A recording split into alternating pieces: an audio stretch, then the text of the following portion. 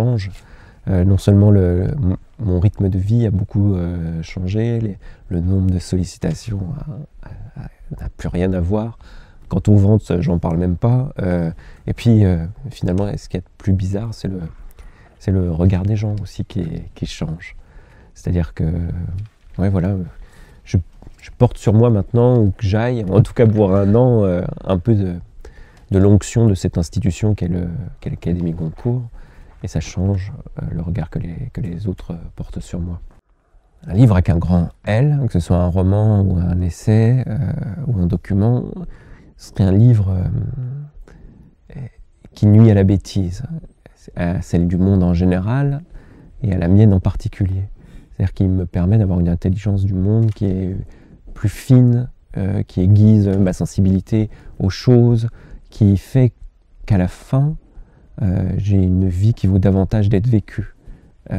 C'est aussi un livre qui fait trait d'union entre des gens, c'est-à-dire qu'un grand livre, il y a des gens qui l'aiment, et que cet amour que les gens lui portent, ça forme à la fin une communauté d'alliés. Ça, je crois très fort à ça. On se reconnaît entre amoureux d'un livre. Les gens qui aiment Voyage au bout de la nuit, par exemple, ou Annie Ernaux, quand on se croise, on a des choses à se dire sur ces livres-là. Un grand livre, c'est ça. J'essaye de renseigner mon écriture avec mon vécu, avec ce que j'ai lu. Puis quand je creuse une veine pour laquelle j'ai pas assez de matos, je me documente, je lis des livres, je vois des films, je fais un petit peu d'enquête, rien de fou, hein, c'est pas non plus, je suis pas Jean Rouch quoi, mais je suis allé un peu pour ce bouquin, j'ai quand même passé du temps dans la vallée de la Fenne, je suis allé au Fourneau, tout ça, je suis allé voir comment ça se passait.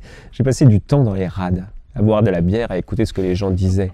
Et ça donne des idées, on voit des silhouettes, on entend des gens parler, c'est intéressant. L'écriture, ça a beaucoup à voir avec presque une discipline sportive, quoi. C'est-à-dire que il faut trouver son point de forme. Voilà. Donc je me discipline. Je fais attention à ce que je mange, à ce que je bois, j'essaye de travailler le matin et surtout, je me fixe un cap. Parce que moi, j'aime pas écrire. Moi, j'aime avoir écrit, ou j'aimerais écrire. Mais le moment où j'écris le premier jet, j'ai du mal vraiment, c'est dur, je sais pas où je vais, c'est médiocre, c'est pénible. Donc je me fixe un minimum de mots à écrire.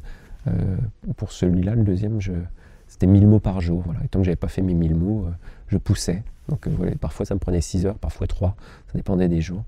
Donc je crois vraiment à la persévérance, à la discipline et à la disponibilité. C'est-à-dire qu'écrire, c'est aussi réserver du temps disponible.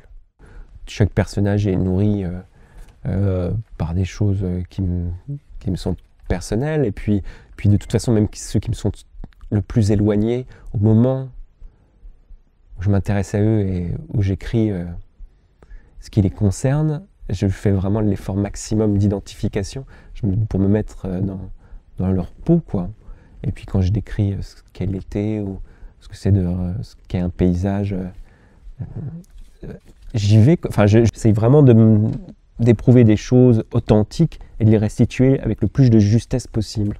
Une des vocations du roman et une de mes ambitions les plus hautes dans le roman, c'est de rendre des percepts, c'est-à-dire des ensembles de perceptions qui survivent à celui qui les éprouve. Pour vous donner un exemple, un soir d'été, les cigales ou les criquets qui chantent, la lumière qui décline, une odeur d'herbe coupée, une brise qui se lève. Comment, vous voyez, c'est tout un ensemble de sensations, de rapport au corps avec un lieu et un temps déterminé. Comment on rend ça littérairement?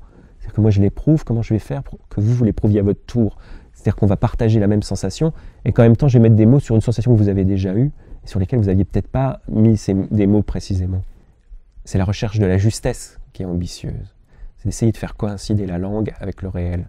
Ça c'est compliqué. Qu'il y a des décalages entre les milieux. C'est-à-dire que, alors ça c'est typiquement un thème proustien, c'est que vous êtes dans un salon, vous n'avez pas les bons codes et il y a des couacs. Et vous commettez des impairs. Eh ben oui, moi à la Sorbonne, quand j'y suis arrivé, je portais des chaussettes que m'achetait ma mère avec des Mickey, j'avais l'air d'un con. Donc j'avais pas les bons codes par rapport à l'endroit où je me trouvais. Et j'ai une camarade à l'époque, une copine qui m'avait pris sous son aile, qui m'a dit écoute, il va falloir changer ça très très vite. Donc oui, bien sûr, ça m'est arrivé. C'est des outils de mesure des distances sociales, ça pour le coup. C'est sur des petites humiliations comme ça, des petites plaies à l'ego de cette nature-là, que se construisent des sensibilités à ce que c'est la sociologie. Je me dis parfois, qu'est-ce que ce serait une société vertueuse? Ce serait une société qui permettrait le plus d'ascension possible pour ceux qui y aspirent, et puis la vie la plus décente possible pour ceux qui ne montent pas.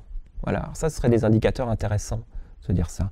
Une société où en bas c'est la merde et où pour monter c'est impossible, c'est un échec civilisationnel.